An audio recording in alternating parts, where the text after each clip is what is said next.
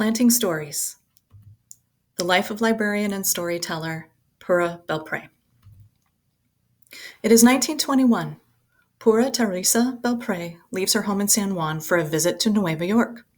Words travel with her, stories her abuela taught her. Cuentos folclóricos Pura retold in the shade of a tamarind tree in Puerto Rico. Now a new island stretches before her, ripe for planting seeds of the cuentos she carries. Manhattan, a city of hustle and bustle, bigger, louder, crowded, yet alive with hope and possibility. What began as a visit to celebrate her sister's wedding becomes the first steps in a new land, y una vida nueva, for Pura.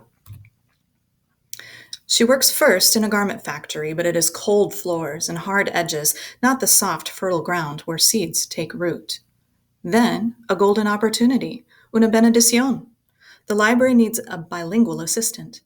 Pura speaks Spanish, English, and French. She is perfect for the job. But where are her abuela's stories? Not one folktale from Puerto Rico is on the shelves. How lucky for the library that Pura has story seeds ready to plant and grow. In the children's room, she lights the story outer candle and begins.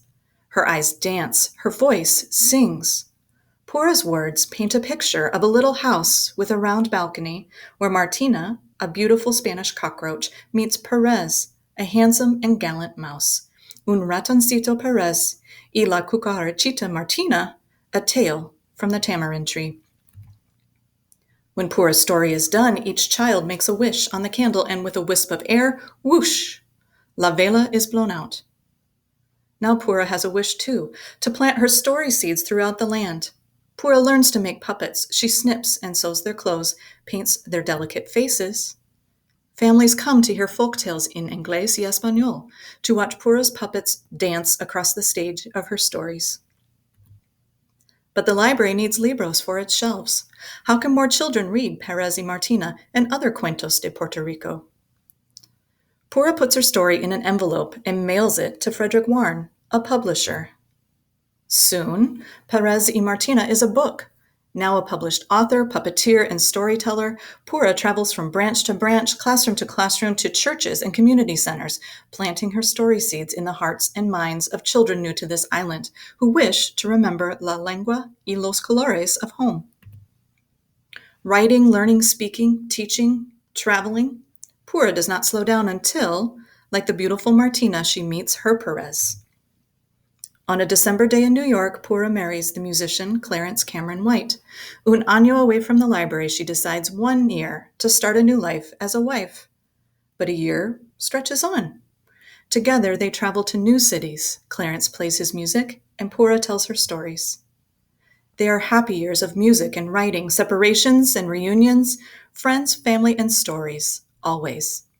Until on a June day in New York, Clarence stops playing his music, and Pura's story must begin again. It is 1961. Pura returns to the library. There are others now, storytellers who make puppets dance, who read Perez and Martina, The Tiger and the Rabbit, Juan Bobo, The Three Magi, and many more of Pura's stories to the children. The seeds she has planted, the roots that grew shoots into the open air of possibility, have become a lush landscape into which she steps, as though she has never left. So I really love that biography that is a picture book of Pura Belpré. And you can see some of the Pura Belpré Award winners in the library. We have more books about Hispanic Heritage Month on display. And you can also go to our catalog and search on a list. We've put a list of several different books together. So if you're interested in learning more, there's a couple different ways you can do that.